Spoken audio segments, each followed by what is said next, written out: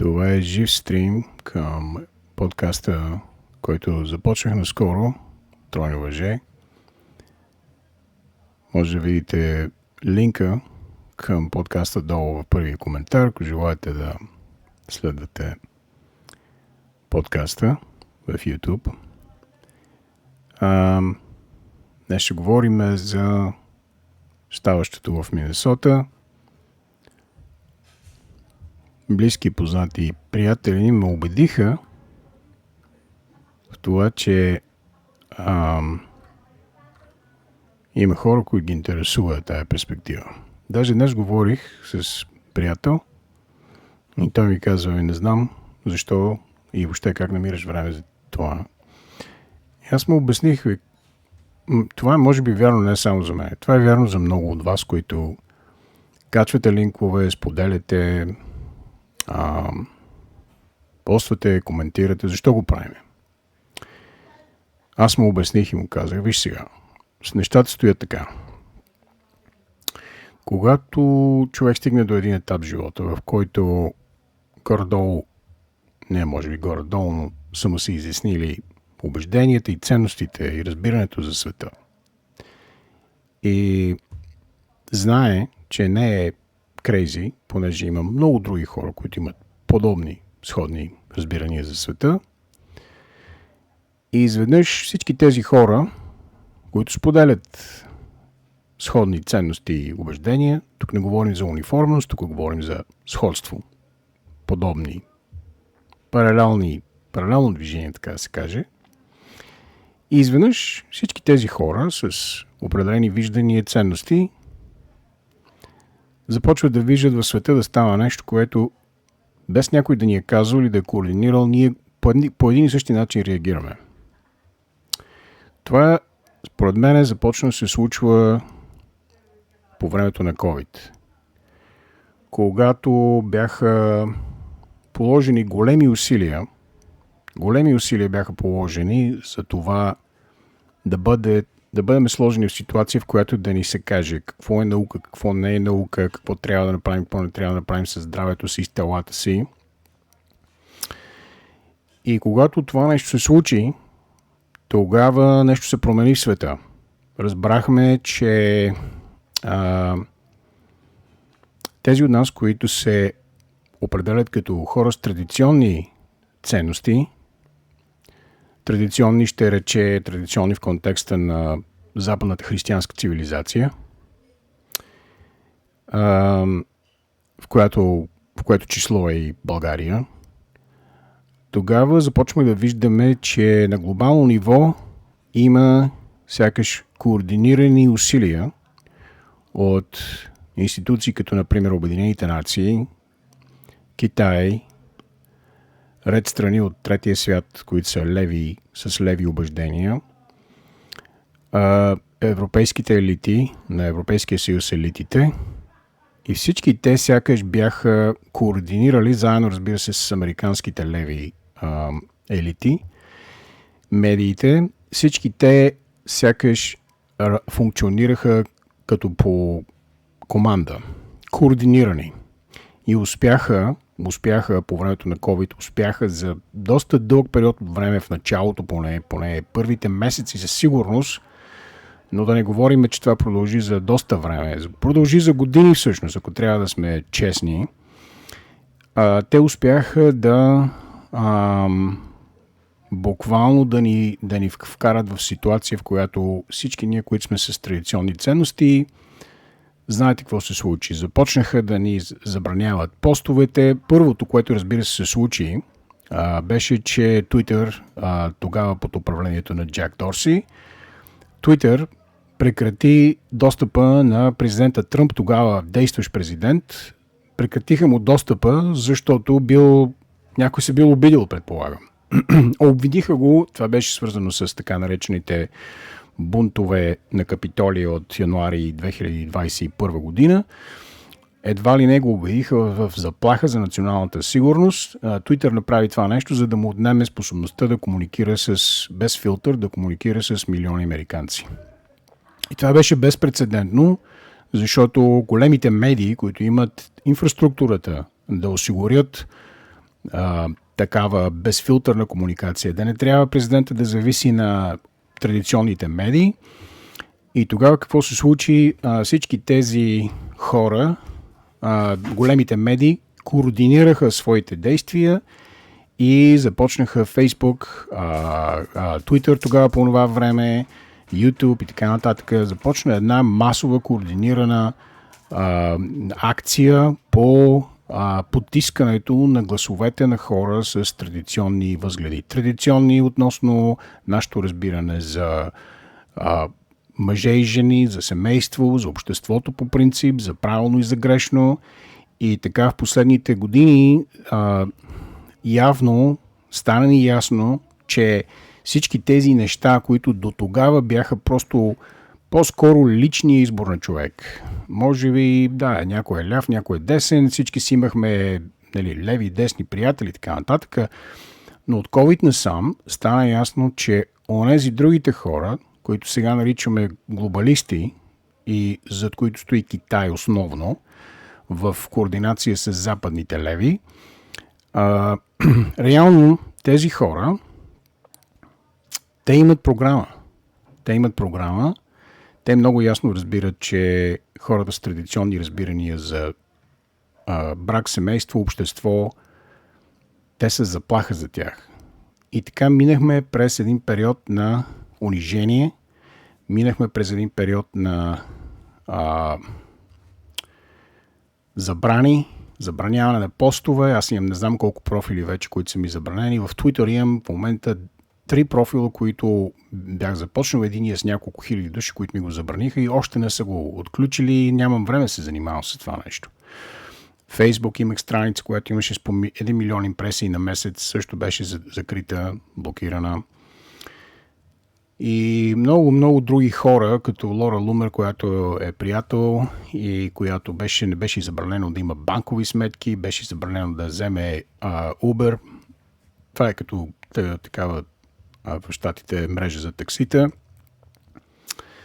И взехме да разбираме, че тази организирана неформална мрежа от съмишленици, да ги наречеме глобалното ляво, няма да се посвенят пред нищо. Аз си спомням, гледах видео с един професор от Виенския университет, който най-директно обясняваше на интервюиращия го, че напълно нормално е да бъде забранявано на хората да коментират каквото и да е за COVID, че това не било нарушение на конституционни никакви права или свободата на словото.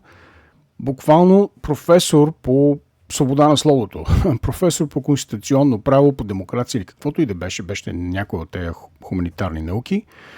И този човек с директно поглежда коментиращи и му говори абсолютни, тотални лъжи и глупости. То обидно, буквално обидно. Даже имам го някъде този запис, аз го дръпнах го по това време, имам архив, в който излагам тия неща. Би било забавно някой път да ги пусне, защото много хора си показаха истинските лица по това време. И сега същата тази система вече 10 години, значи COVID беше през 2020 година, а пък през 2016 година тази същата система беше шокирана и не знаеше какво да прави с Доналд Тръмп. Тогава започна да се проявява. Но понеже тогава Доналд Тръмп ги хвана по бели гащи и те не знаеха точно какво се случва, реално тези хора по времето на COVID това беше тяхната ответна реакция срещу Доналд Тръмп, защото Доналд Тръмп олицетворява очакванията на милиони американци, традиционни американци, от десетилетия насам. Може да се каже от Рейган насам. Ще го кажа отново за слабо чуващите. Доналд Тръмп, причината ние да харесаме Доналд Тръмп, причината да сме фенове, да сме поддръжници, аз вече го поддържам 10 години,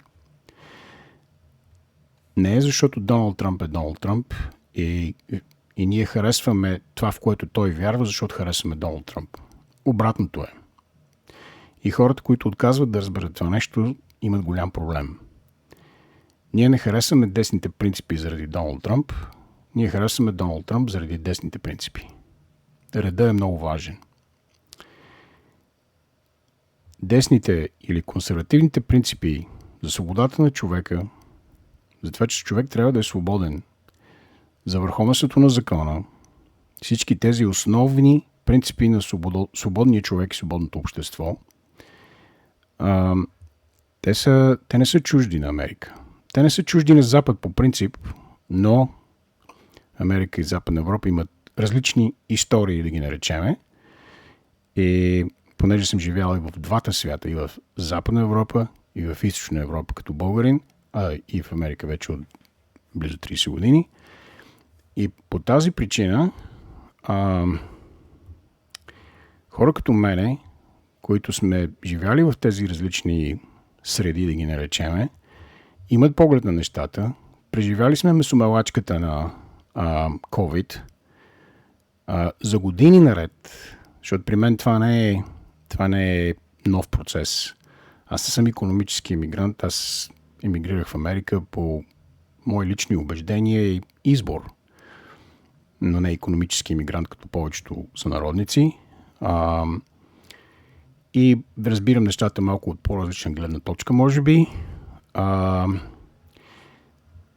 Всички тези години, които са минали, ние сме разбрали, които сме живяли там за толкова време, ние сме видяли отвътре, че идеята за консерватизма, идеята за традиционното разбиране за човека и за семейството и за света, и икономика и всичко свързано, то е пакет, може да се каже, философски цялостен пакет. Тези убеждения Роналд Рейган беше последния, който успя да ги изговори по един лесен за разбиране начин и много хора станаха консерватори и републиканци по времето на Рейган. След това имаме една голяма дълга пустиня. След това имаме така наречените неоконсерватори, които са всъщност не са истински консерватори. Джордж Буш беше в това число. Мит Ромни може да се каже, че беше такъв. Джон Маккейн беше такъв. Това са хора, които са някаква смесица между консерватизъм и леви разбирания. Така че десетилетия сме чакали за човек, който ще се убедиме, че е човек, за който са еднакво важни тези основни принципи, колкото и за нас. Например, свободата на словото, частната собственост, поставянето на интересите на Америка пред интересите на всички други. Всички тези неща не са нови. Ние просто сме чакали за човек, който насериозно ще ги вземе тези неща, вярва в тези неща и Доналд Тръмп е този човек. И когато той започне да се кандидатира, тогава повечето мои приятели бяха, да не кажа всички, гласуваха за Тед Круз или искаха да гласуват за Тед Круз. Аз поддържам Доналд Тръмп от първия ден, в който той обяви своята кандидатура. Защото видях в негово лице човек, който може не само да има принципи, не само да има правилните разбирания, но има коража, смелостта да се сблъска с тази глобалистка система. Лява система. И това е, което той направи. И аз съм изключително благодарен, че има такъв човек, който въобще даже не ме интересува и да коментирам колко бил несъвършен, колко бил... Това въобще не ме интересува. Ама въобще не ме интересува, защото има приоритети. Има най-важни неща и по-маловажни неща. От Доналд Тръмп аз няма да си купя, ако не пише книга за успешен брак, например. Защото всички знаем за това, че има 3 такива и децата му са свестни хора, то се вижда това нещо, но въпреки това няма да си купя книга от Доналд Тръмп, която ще бъде наръчник за успешен брак. За успешен бизнес, със сигурност. Тоест, много добре си виждаме човека за какво става дума. Виждаме обаче, че е добър човек. Виждаме го, че обича Америка. Виждаме го, че той слуша хората, че той разбира хората, че той разбира страховете и надеждите и очакванията на Америка. И за това гласувахме за него 3 пъти. Вторите избори бяха откраднати. Сега излизат доказателства за това нещо. И Тръмп ще бъде оправдан в неговите твърдения за откраднатите избори. Както и всички, които са вярвали в това нещо. И така, днес ще говорим за Минеаполис. за това, което се случва в Минеаполис, защото Минеаполис се оказа епицентър на големи сътресения през 2020 година, по времето на инцидента с Джордж Флойд. И сега отново е епицентър по друга причина. Но принципно проблема е един и същи. Същите проблеми, всичко, което предизвика проблема с Джордж Флойд да бъде това, което е, изгарянето на града след инцидента. Каквото и да мислите за инцидента с Джордж Флойд. Може някой да каже, Георги, как можеш да защитаваш полицая, който е задушил Джордж Флойд? Въобще не коментирам това нещо. Това е съвсем друг въпрос. Да речеме полицая е лош. Да речеме полицая задуши Джордж Флойд и е какъвто и да е. Това не е първия полицай, който евентуално извършил нещо нередно и няма да е последния. Това е опасна професия, има ситуации, случват се неща, за това има закон и този закон работи от много години, подобни неща има от много години, но виждате ли, левите използват естествените проблеми на едно общество, за да ги политизират и да ги използват като оръжие срещу свободните хора. И това е принцип, който те го използват много отдавна. Това е още от студената война. Пишеха се книги от разни леви журналисти и тям подобни. Ако си спомняте 80-те години, може би имаше едни руски журналисти, които уж пътували из Америка и бяха написали книга за Америка и разни там неща. Как пък така тези книги им беше позволено да бъдат отпечатани в България? Аз не си спомням вече името на тези книги и на тези автори, но някакви руски журналисти решили да пътуват из Америка и написали пътеводител. Всичко това беше пропаганда. И тези хора описваха неща, които ще кажат, чакай това, вау. Примерно, социални проблеми. Да, има социални проблеми. Свободните общества имат проблеми. Защото животът на Земята е проблематичен. Проблематични сме ние хората. Проблематични начини на мислене имаме. Проблематични характери имаме. Проблематично поведение имаме. И реално левите терористи виждат проблемите на свободното общество и ги използват, за да дискредитират идеята за свободното общество. Защо? Защото те предлагат замяна утопия, лявата утопия. Дайте ни само властта на нас и всичко ще е перфектно. Ще бъде утопично идеално. Ще вземем парите от богатите, ще ги раздадем на бедните и всичко ще е идеално. Какво избирате вие? Утопиите на левите, които никога не са се сбъдвали, или неперфектната свобода на традиционния възглед за човека и за живота? Консерватизма всъщност означава затова е консерватизъм, защото се придържа към някои основни принципи и разбирания, които консервативизъм означава да запазиш нещо.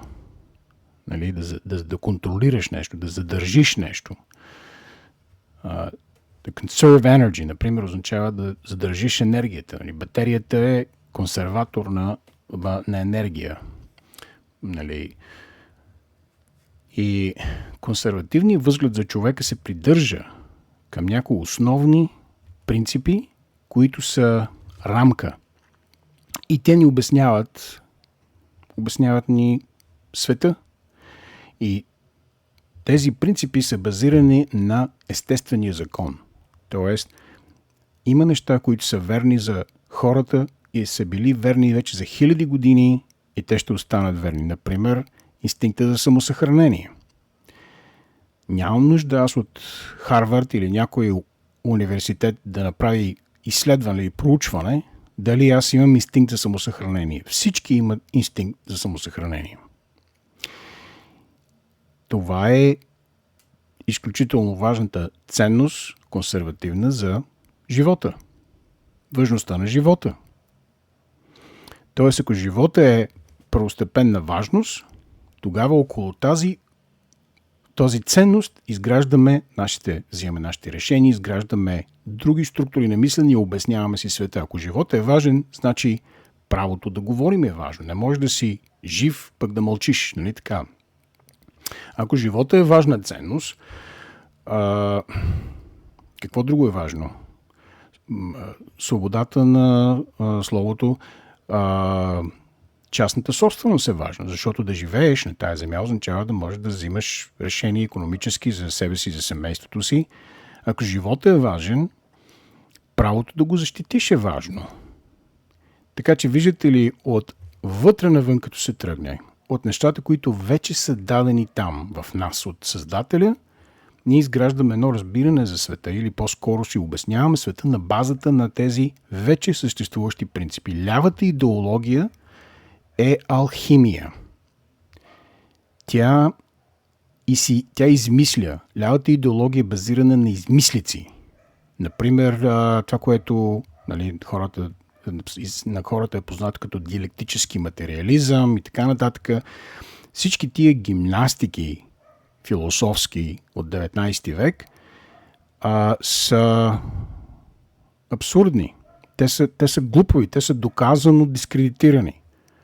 Нека ви дам само един пример, с това ще говорим за Минеаполис, защото не искам да говоря само за принципни неща, да поговорим малко за реални неща. 1776 година, преди 250 години, тази година празнуваме 250 години от основаването на Америка или Америка става независима република, е също дебюта на една много важна книга, която се нарича "Богатството на народите" и написана от философа Адам Смит. И Адам Смит нарича се "Богатството на народите", се нарича Библията на икономиката, на Библията на капиталистическата икономика. Адам Смит отнело му е 17 години да напише тая книга. И негови въпрос е: какво означава свободния пазар? Как работи той? 17 години той изследва, наблюдава. Ходил е, например, на пазара, буквално е стоял и е гледал и е наблюдавал как взаимодействат един с друг търговците, за да ги разбере. Той не си измисля, той иска да види какво се случва и да го опише. Това е консерватизма.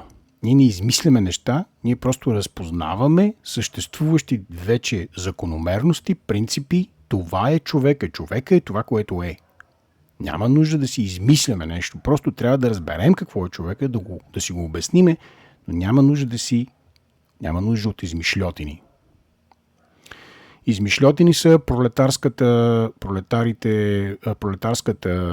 идеология на Маркс, например. Измишльотини са диалектическия материализъм, измишльотина. Това са измислени конструкции, които имат с цел, като ги разкодира човек, разбираш за какво става дума. Ясно, този човек иска да настрои масите срещу еди кой си, добрите срещу лошите и така нататък. Например, това е друго едно наблюдение. В неговата книга, как е на български, не знам, The Road to Serfdom се казва. В The Road to Serfdom разказва се историята за това как през 19 век на Маркс идват и му казват: той е вярвал, че революцията комунистическата ще се състои в Англия първо. Обаче идват и му казват: няма да се получи, повишават се заплатите на хората и те въобще не мислят за революция. Неговият отговор е бил: трябва да има революция. Няма как да не стане. И това са комунистите. Те не искат да разпознаят ставащото и да го уважат. Те не уважават реално действителността. Те налагат своя си утопии, свои си идеи. Те нямат проблем да си експериментират с живота на хората. Измишльотини, лъжа, заблуда, измама. Красиви лъжи, които имат за цел да убедят хората да им дадат властта. Това е единственото нещо, което ги представлява интерес за тях.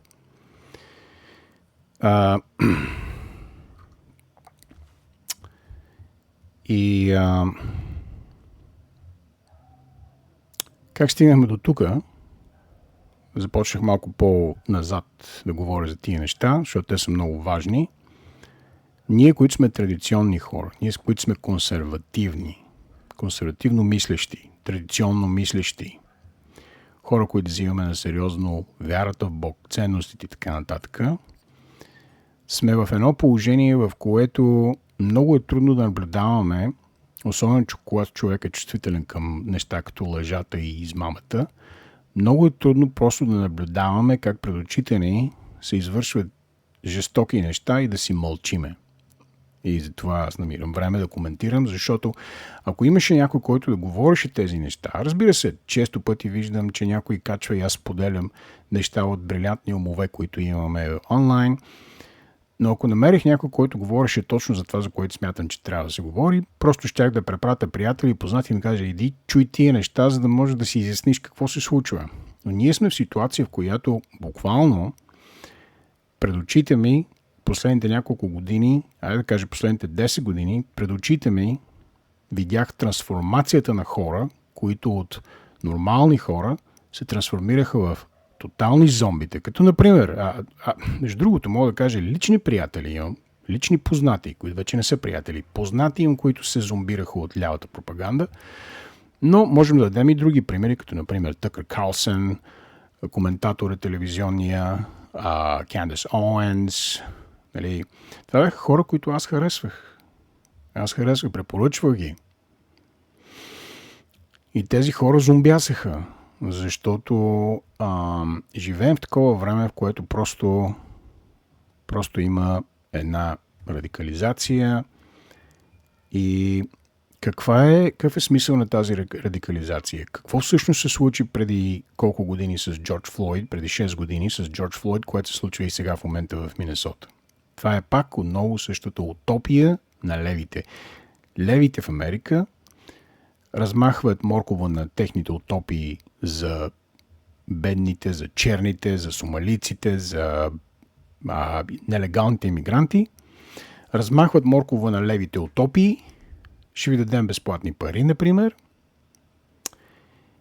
Вие сте жертви, затова ние ще се погрижим за вас. Ще вземем от парите на данъкоплатците, които работят и плащат данъци, и ще се погрижим за вас, скъпи нелегални имигранти. Това е. Няма друга схема тук.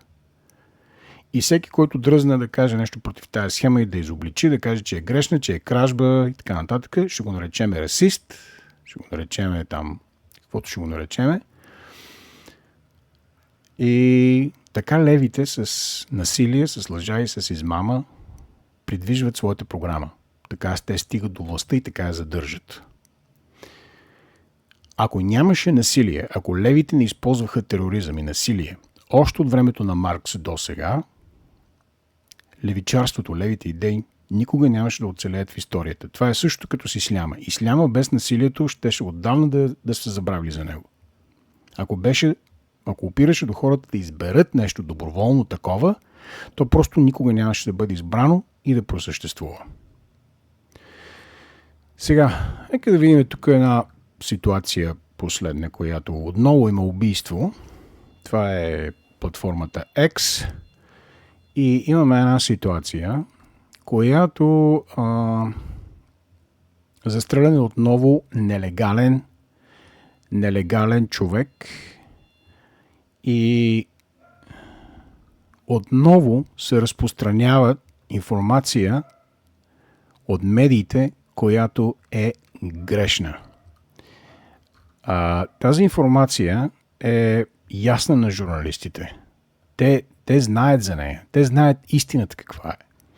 Но съвсем целенасочено публикуват и казват имигрант, например, а не нелегален имигрант. Ето е статията преведена. Това е ето е статията на New York Times. Федерален агент застрелва имигрант в крака в Минеаполис Една седмица след като офицер на имиграционните власти уби Рене Гуд in the city, в града. Федерален агент прострелял имигрант. Тук нещо да виждате да липсва. Липсва думата незаконен имигрант. Искам да знаете, че левите знаят много добре как да манипулират, как да работят с манипулативен език. Това е тяхната специалност. И администрацията на Тръмп прави следния коментар. Този подъл и подвеждащ заглавие, това подло и подвеждащо заглавие е точно причината, поради която американците напълно са загубили доверие в основните медии. Този журналист знае фактите, получил истината, но категорично отказва да я съобщи. Ето ги фактите. В 18:50 часа местно време, централно време, федерални полицейски служители провеждат целенасочена проверка на път в Минеаполис на нелегалния имигрант от Венецуела, който е допуснат страната от Джо Байден през 2022 година. Когато се каже допуснат от Джо Байден, ще рече от администрацията на Джо Байден, не че Джо Байден лично се обадил точно този да го пусне, но по времето на Байден имаше полица, беше спусната полица да бъдат пускани тези хора в страната. В опит да избегне ареста, субектът избягва от мястото с колата си и се блъска в паркирана кола. След това субектът избягва пеша. Служител на реда е настигнал заподозрения пеша и е опитал да го задържи, когато заподозрените започна да оказа съпротива и да напада служителя. Докато заподозрение и служителят на реда са се борили на земята, двама души са излезли от близък апартамент и също са нападнали този служител на реда с лопата за сняг и дръжка за метла. Докато полицай е бил нападнат и атакуван от двамата мъже, първоначалният заподозрян се освободил и започна да удря полицая с лопата или дръжка на метла. Страхувайки се за живота си и безопасността си, тъй като е бил нападнат от трима мъже, полицая произвел предупредителен изстрел, за да защити живота си. Първоначалният заподозрен е бил улучен в крака. И тримата заподозрени са се върнали в апартамента и са се барикадили отвътре. Сега, ние не знаем тук дали тази статия е написана, дали е точно кога е настъпила смъртта на този човек, дали наистина е загинал, дори не знаеме, но просто ви демонстрирам какви лъжи се извършват. Не съм сигурен дали той човек по език, който виждам тук е, че той е бил прострелян, а не, че е бил убит, така че не мисля, че имаме убит човек. Мисля, че е бил прострелян. Някой път това е просто проблем на езика. Проблем на езика, когато в България се превеждат заглавия, че да. Всички са пострадали от non-life-threatening injuries. Така че прострелян в крака. Това е, което виждам тук в Homeland Security, в техния сайт в X, е, че няма убит човек, има прострелян в крака.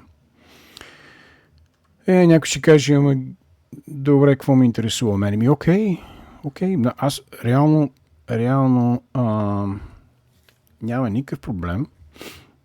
Аз дори не знам защо в България толкова обичаме да коментираме Америка и не си погледнем нашия заден двор, който е пълен с боклуци. Буквално пълен с боклуци, например в София. Не можем да оправим боклуците в собствения си заден двор, в собствените си улици, на столицата, европейска столица, тръгнали сме да коментираме Америка. Доста крейзи, ако питате мене. И другия проблем е, че нямаме достатъчно свобода на словото. Примерно, моите акаунти всичките са супресирани. Shadowban. Буквално без значение кой акаунт е, има супресия, има потискане, заглушаване и така нататък. И няма абсолютно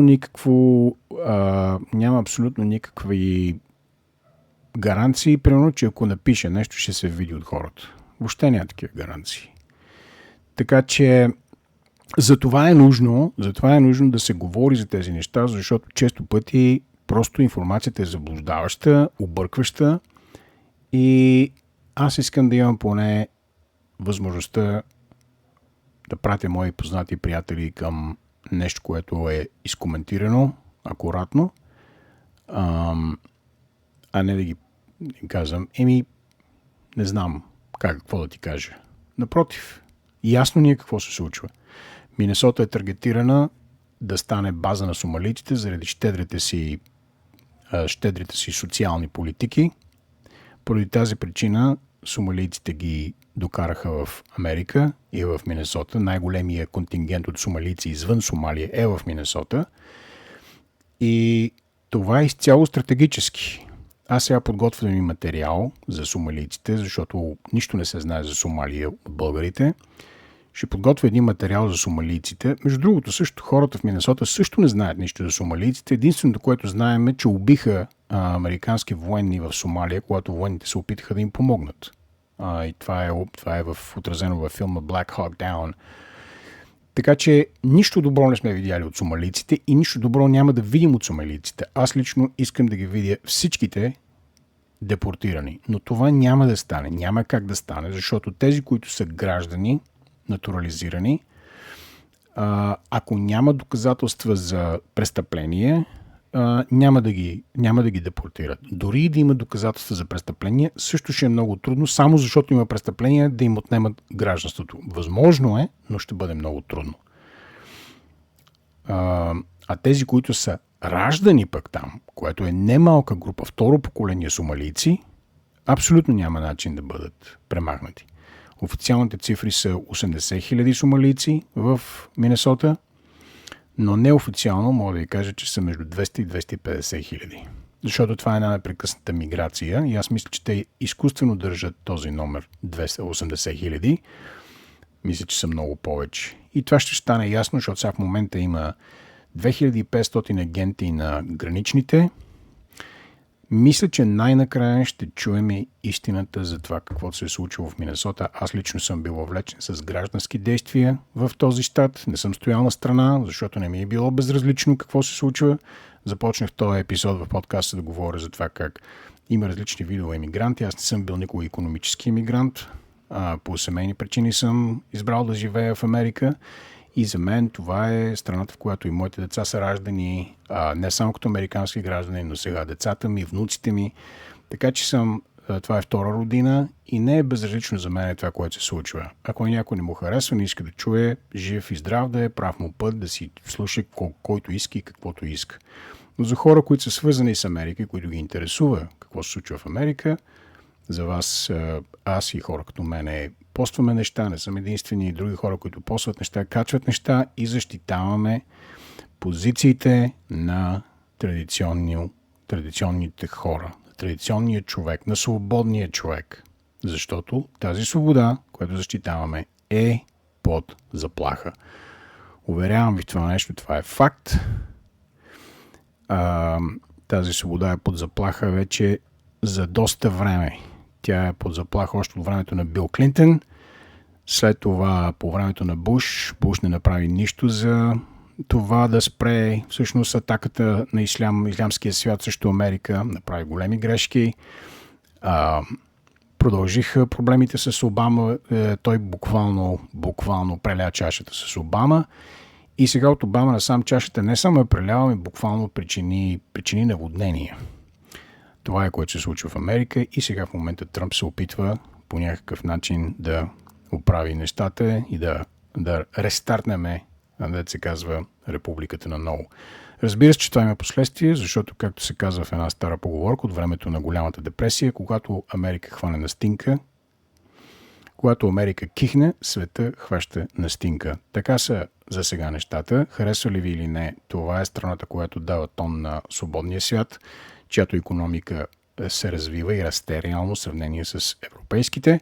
Така че ако на някой му пука, на някой по някакъв начин го интересува идеята за свободата, за бъдещето на страната ни, на Европа, на целия свят, Това са темите, които принадлежат и които са предмет на такива подкасти, на такива предавания. Отново, линка към подкаста е долу в коментарите към това видео. Ще се радвам да чуя вашите въпроси, коментари и предложения за други предавания, които имаме тепърва да разглеждаме.